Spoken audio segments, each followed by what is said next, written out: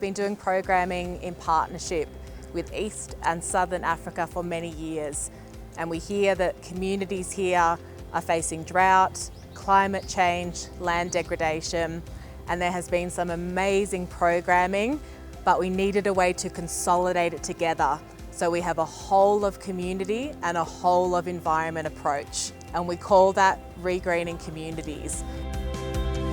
Regreening basically means ensuring that there is green vegetation cover by promoting the regeneration of trees, or by planting new trees where none existed, or by ensuring that the environment is conserved in a way that the forest remains intact as opposed to deforestation.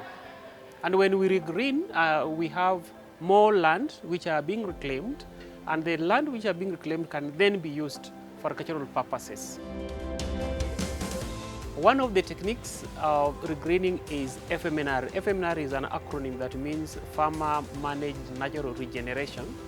It is where the farmer uses simple techniques to ensure that the trees regenerate. We have also noticed a lot of climatic change that has ensured that there are more rainfall and there are more vegetation, and as a result of that, we have experienced areas that were degraded becoming forest lands. My first arrival to Kenya here, I've actually learned by seeing the beautification of the environment, which is actually done through FMNR.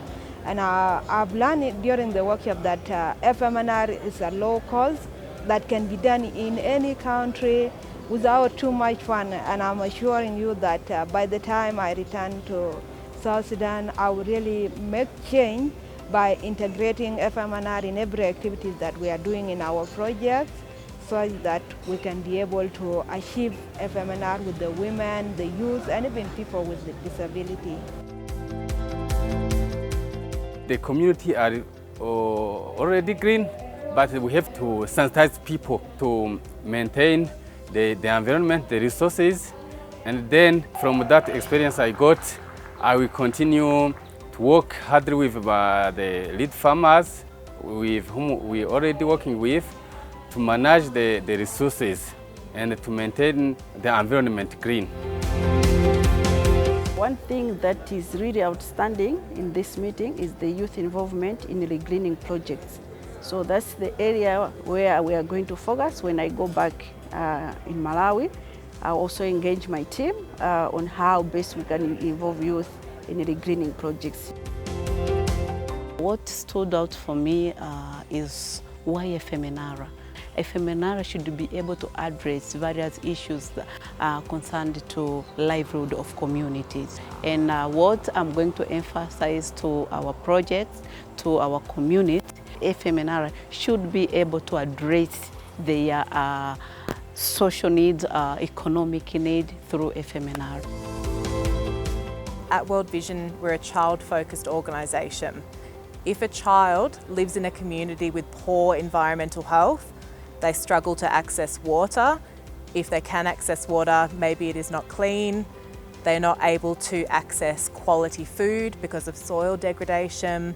And we know that girls in particular have to travel long distances to collect firewood, but there is enormous pain that comes from environmental degradation, and regreening helps to address a lot of those issues.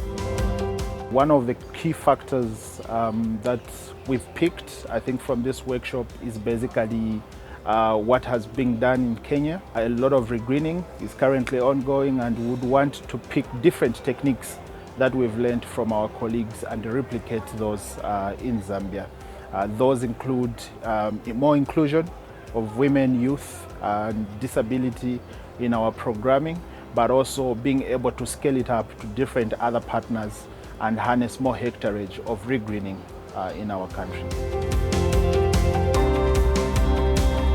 Being able to learn that we are not going to be doing business as usual. We need to be innovative, especially in fragile and difficult contexts where we work, like the refugee and the semi-arid areas. When we are shifting from the technical practice of FMNR to the regreening as an approach, it gives us a chance to include the other components which are important for the community to transform their livelihood. On the field trip, it helped to enhance everyone's learning, where we saw incredible male and female farmers demonstrating regreening practices in their homes and seeing social, environmental and economic benefits. World Vision Zimbabwe is in a sub-fragile context. In terms of urban programming, I think the Regreening Toolkit will be key for us to take it up, especially in the urban space.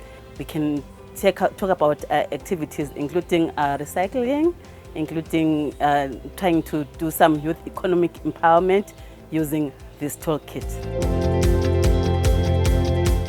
Back from where you work, we need to have FMNR scaled into government institution, into public institutions, so that can be widely adopted across different partners.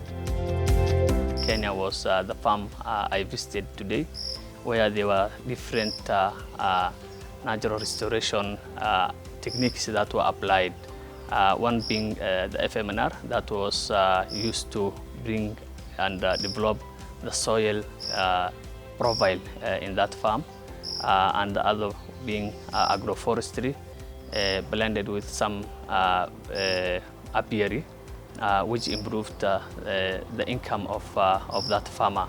And I have seen it practically happening in Kenya, whereby in Somalia we are at rudimentary stage. We are now starting the FMNR, but we have not reached up to a stage where farmers and pastoralists are making benefit the way it's done in Kenya. It's been an amazing workshop to be a part of. One of our key objectives was simply to learn from each other. The other was for people to come away feeling that they can do regreening communities with the communities they work with.